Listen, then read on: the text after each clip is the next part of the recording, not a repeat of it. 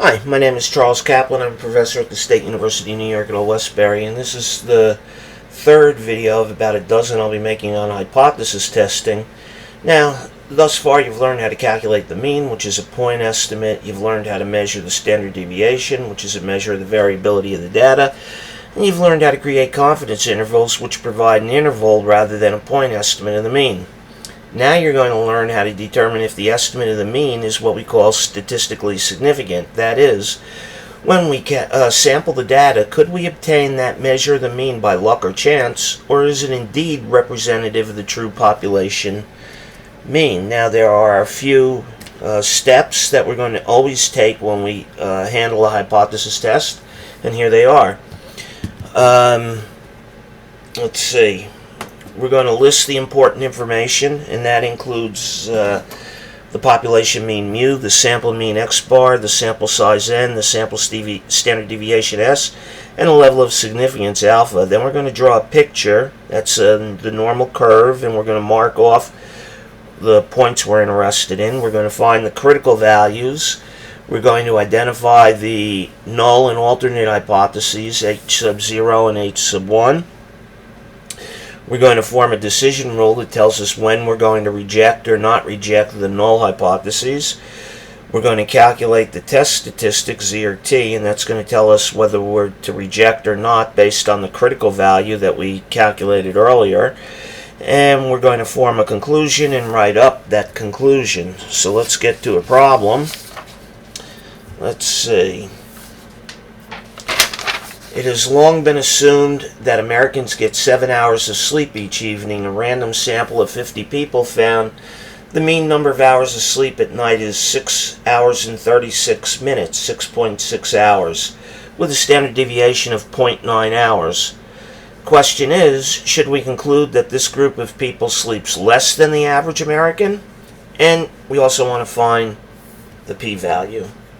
So, okay, let's get right to it. In step number 1, we're going to list the important information. So, let's start with that. We know that mu equals 7. We know that x bar equals 6.6. We know that n equals 50.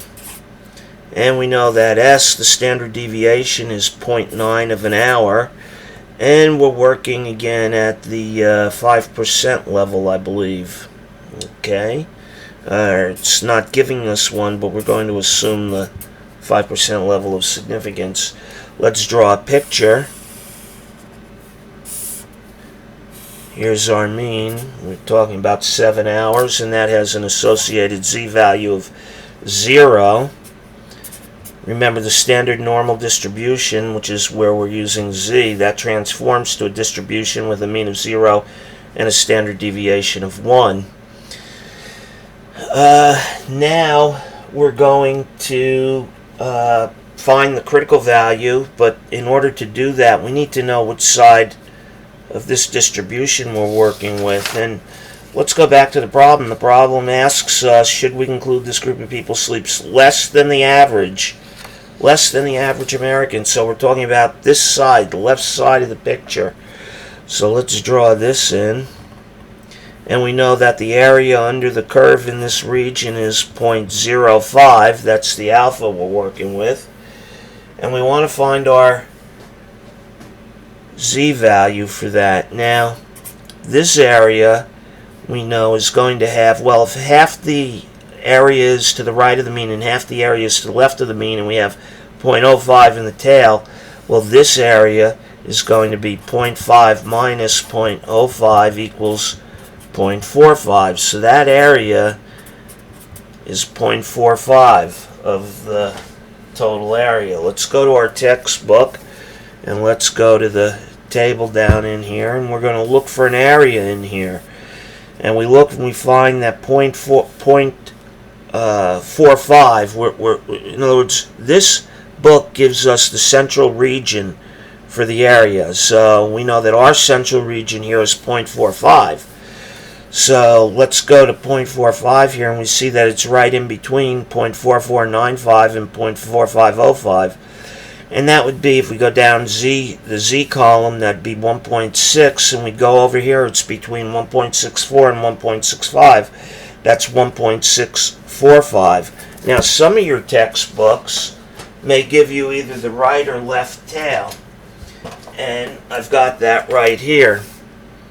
So in this table, we see that this, well, you can't see it too well on the screen, but this left tail is colored in, so we would look for 0.05 in the body of the table, and that would turn out to be between 1.65 and 1.64, 0.0495 and 0.0505. So we would come up with 1.645 there, and this picture tells us it's from negative infinity all the way up to some particular value. And again, if we go to 1.645, we know that this would be 0.45 plus 0.5, which would be 0.95, and that would lie right in between 0.9495 and 9505. So again, 1.645. It depends, how you calculate the Z value. Depends on the table you're using in your book. But we do know that this is, and we're going to put a negative sign in here, negative 1.645. Negative because the books only give us half the distribution. They don't give us the entire distribution. No need to, because they're symmetric.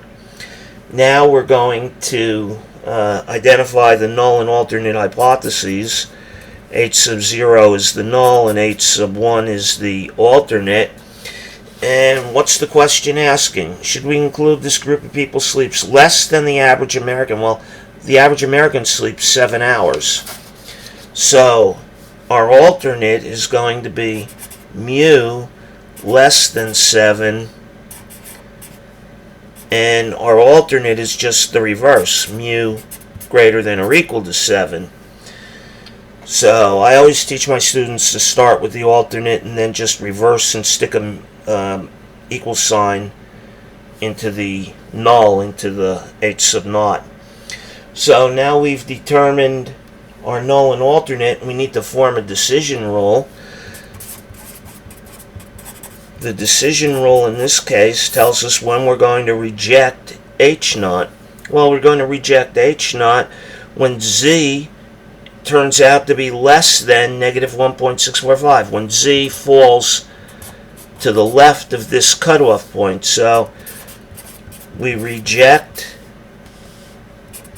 H naught if Z is less than negative 1.645. So there's our decision rule. Now we need to know if indeed Z is going to cause us to reject it or not reject it.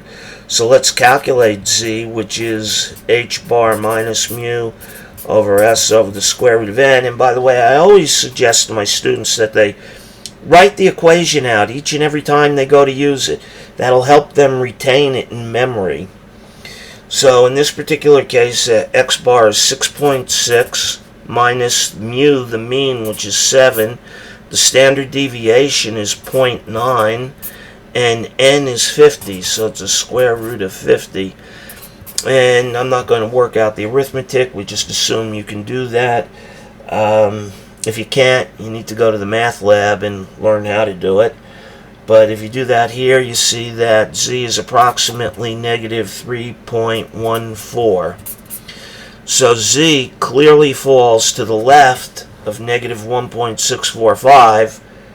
We are definitely going to reject the null hypothesis, and we're going to conclude that this group of Americans, this group of 50, definitely sleeps less than the average American. Maybe they're students. So the conclusion is that this group,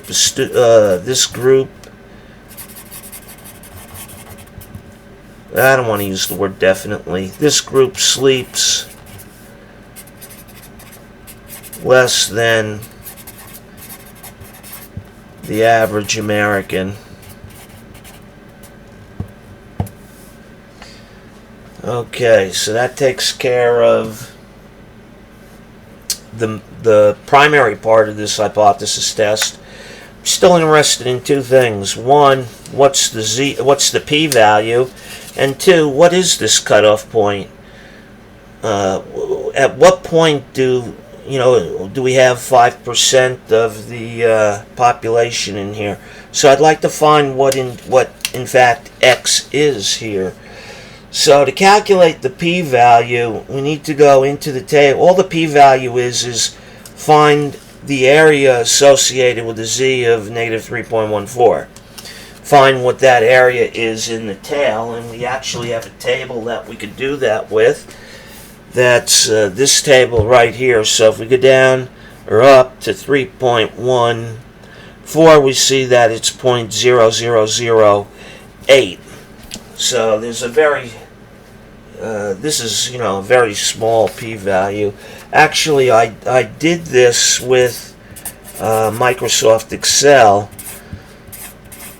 and see that the p-value is actually 0.0008447739, but this is good enough, 0.0008. We really don't need the rest of this stuff here. It's very small, and we reject the null when the p-value is less than the level of significance that we're using. 0.008 is definitely less than 0.05.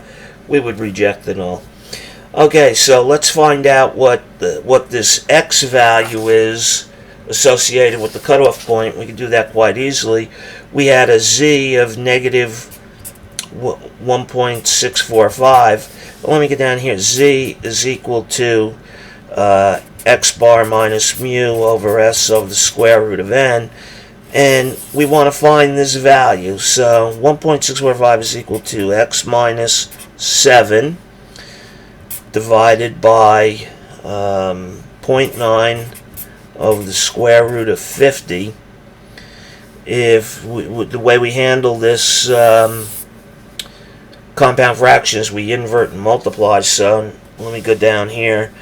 Negative 1.645 is equal to x minus 7 times 0.9 over the square root of 50. We multiply by the square root of 50, and we get, we invert and multiply the square root of 50 over 0.9. If we multiply by 0.9, we get negative 1.4805 is equal to x minus 7 times the square root of 50. If we divide through by the square root of 50, we get negative 0.20937 equals x minus 7.